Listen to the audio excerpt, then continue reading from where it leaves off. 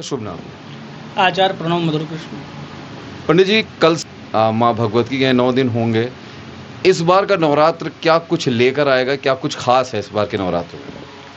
इस साल का नवरात्र जो है वो इस साल गुरु वो जो अध्यक्ष हैं इनके कमान में जो वो है, तो इस साल गुरु वो आपके शनि जी जो हैं वो हैं, उन्हीं की अगुवाई में ही हैं और मंत्री जो हैं वो गुरु हैं।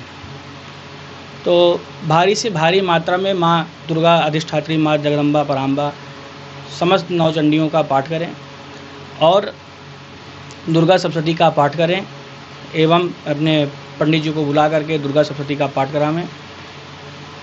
माँ, ऐसा मुझको पूर्णतः विश्वास है कि इस साल जो हम लोगों के लिए जो 2 साल कोरोना पीरियड्स के वजह से हमारे जो समय व्यतीत हुआ है हम सबका, वो एक दुख भरा था। लेकिन ऐसा एक ये समय आया 2022 जिनके हाथ में शनिदेव के हाथ में सारी कमान है और गुरु मंत्री हैं। इस साल बच करके सबको चलना चाहिए और दुर्गा सप्तशती का पाठ जितने से अधिक हो करके पढ़ना चाहिए, करना चाहिए। अगर जो लोग संभवतः अगर कदाचित दुर्गा सप्तशती का पाठ नहीं कर पा रहे हैं तो दुर्गा चालीसा का पाठ कर लें और हिंदी में भी आता है गीता प्रेस गोरखपुर वाली, तो उसमें भी कर सकते हैं। अच्छा पंडित जी, कलश स्थापना का बहुत महत्व माना जाता है। कलश स्थापना को लेकर क्या कोई खास मुहूर्त जिसमें मुहूर्त में माता की और कृपा मिले? जी, कलश मुहूर्त जो है वो इस समय कल जो है सुबह प्रातः 7 बजे से लेकर के आपके दोपहर के 11:42 तक है शुभ मुहूर्त और वो एकदम शुभ माना गया है। माँ की इस मतलब कि आप ये समझ लीजिए कि एकदम अच्छी पूजा है, बहुत अच्छी है और इसमें सब शुभ ही अच्छा ही होगा। ठीक है। अच्छा पंडित जी, अमूमन ये देखा जाता है कि नवरात्र में 9 दिन का व्रत माना जाता है। ऐसे में ख़ास क्या है? महिलाओं की अगर प्रति बात करें, अगर नारी शक्ति की बात करें, उनको किस तरीके से माँ का पूजन करना चाहिए ताकि जो 9 दिन का व्रत है उनका वो परिपूर्ण हो? 9 दिन के व्रत में महिलाओं के लिए सबसे सीधा एक मैं आपको बताना चाहता हूँ कि वो जैसे अर्गला स्तोत्र है और आपके दुर्गा जी के देवपराग क्षमा पान स्तोत्र है, वो पीछे दिया रहता है, उसको पढ़ सकते हैं और आपके दुर्गा चालीसा का पाठ कर सकते हैं। जो लोग सामर्थ्यवान हैं, जिनके पास, बहुत लोगों के पास आजकल समय नहीं रहता है, गृहिणी होती हैं, तो उनके लिए हो सकता है कि आप दुर्गा चालीसा का पाठ कर लें। और अगर बहुत ज़्यादा माता जी में मतलब पूजा जैसे वगैरह करनी है तो देवपराग क्षमा पान स्तोत्र कर लें और अर्गला स्तोत्र का पाठ करें, उसमें लगातार पाठ करती रहें, सारी मनोकामनाएं पूर्ण। अच्छा पंडित जी, ऐसा भी कहा जाता है कि अगर दुर्गा सप्तशती का पाठ कोई नहीं कर सकता है तो दुर्गा कुंजिका स्रोत एक होता है। ऐसा भी सुना गया है कि कुंजिका स्रोत का अगर आप पाठ कर लें तो आपको उतना ही फल प्राप्त होता है जो आप दुर्गा सप्तशती के पाठ से भी करते हैं। उसको लेके आप क्या कहेंगे? जी हाँ, निश्चित रूप से सिद्धि कुंजिका स्तोत्र का जो पाठ है वो आप कर सकते हैं और उसको पाठ करने से आपको पूरे दुर्गा सप्तशती का पाठ का फल प्राप्त होता है। ये बात यथार्थ सत्य है। अच्छा पंडित जी, अगर हम बात करें तो जैसे कन्याओं के भोग की हम बात करते हैं, कन्या भोज की बात करते हैं, तो अमूमन अब लोग जो हैं कन्या भोज जो पहले होता था, जिस तरीके से किया जाता था, वो परिपूर्ण परिपाटी बदल चुकी है। लोग कन्या भोज अब क्या करते हैं, सिर्फ नाम का करते हैं। आपके अनुसार कन्या भोज जो है वो किस तरीके से होना चाहिए ताकि जो 9 दिन के व्रत के बाद जो फल मिलना है जो यजमान को वो सही रूप से मिले?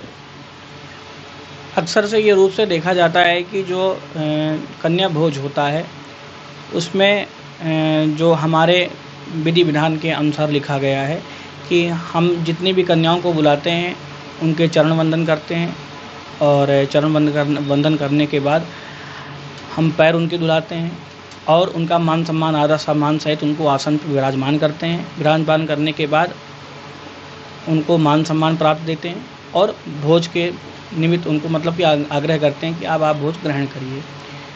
पहले के ज़माने में ये होता था कि माता जी के मतलब कि खीर पूड़ी बना लेते हैं और हलवा पूड़ी बना लेते थे, इस टाइप के लोग भोजन कन्या भोज कराते थे। लेकिन अब विगत कई वर्षों में देखा गया है कि जैसे लोग अब मिष्ठान की वजह से जैसे दही जलेबी वगैरह कुछ भी मिला करके करा लेते हैं, लेकिन ये ठीक नहीं है हमारे समझ से। अच्छा पंडित जी, एक चीज़ ये भी है कि कुंडली दोष बहुत होता है लोगों में कहीं न कहीं, तो ऐसे जो पावन पर्व होते हैं या पावन त्योहार या ऐसे व्रत जब रखे जाते हैं तो कहते हैं कि ऐसे में कुंडली दोष का निवारण भी होता है। क्या ऐसा कोई अनुष्ठान इन 9 दिनों में जिससे कुंडली दोष या किसी के साथ कोई ऐसा दोष हो जिसका निवारण हो सके? जैसे किसी की राहु की महादशा चल रही हो, राहु की महादशा में ये होता है कि अक्सर लोग भटक जाते हैं। राहु की महादशा में लोग भटक जाते हैं, सामाजिक तौर पे, आर्थिक तौर पे उनके ऊपर बहुत बड़ी एक गाज गिरती है, तो उनको कोई रास्ता नहीं मिलता है। तो केतु की अंतर्दशा चल रही हो, प्रतिंदर्शा चल रही हो, राहु के साथ गुरु बैठा हो और राहु के साथ सूर्य बैठा हो तो ग्रहण योग लग जाता है। तो अगर इन सब चीज़ों से बचने के लिए अगर अमूमन देखा जाए तो विद्वान आचार्य के द्वारा दुर्गा सप्तशती का संपुटित पाठ कराना चाहिए और संपुटित पाठ करा करके जड़ी बूटियों के द्वारा जो जावित्री, जायफल इत्यादि नाना प्रकार की जड़ी बूटियाँ हैं उनके द्वारा आखिरी दिन पूर्णाहुति करानी चाहिए, जो सचंडी के मान्य में मानी गई हैं। और मुझे निश्चित रूप से पता है कि अगर वो कार्य ईमानदारी से किया गया है तो निश्चित रूप से माता रानी आपको फल जरूर अवश्य प्रदान करेंगी, ये हमारा विश्वास है।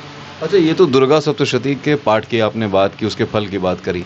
9 दिन जो पूजा होती है, हर 9 दिन में एक माँ के महत्व की बात होती है।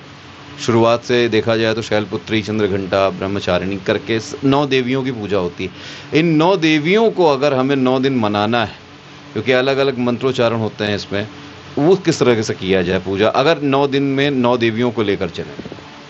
9 देवी में लेके चलते हैं तो कहा गया है प्रथमम शैलपुत्री च, द्वितीयम ब्रह्मचारिणी, तृतीयम चंद्रकंडेति, कुष्मांडेति, चतुर्थकम पंचमम स्कंदमातेति, षष्ठम कात्यायनी च, सप्तमम कालरात्रि च, महागौरी तथाष्टमम। तो इस प्रकार से अगर जैसे मान लीजिए कदाचित दुर्गा सप्तशती का अगर कोई भी पाठ किसी चीज़ का अगर मान लीजिए आप अमूमन आप कर रहे हैं तो दुर्गा सप्तशती का पाठ आप अर्गला स्तोत्र के द्वारा कर सकते हैं, सिंधिकुज्ज का स्तोत्र के द्वारा कर सकते हैं और उसके बाद देवपराध क्षमापान स्तोत्र का भी पाठ कर सकते हैं। तो इसमें आपको पूर्णतः मुझको विश्वास है कि फल की प्राप्ति अवश्य प्रदान होगी। बहुत बहुत धन्यवाद पंडित जी, हमारे दर्शकों को इतनी अच्छी बातें जानकारी बताने के लिए बहुत बहुत धन्यवाद।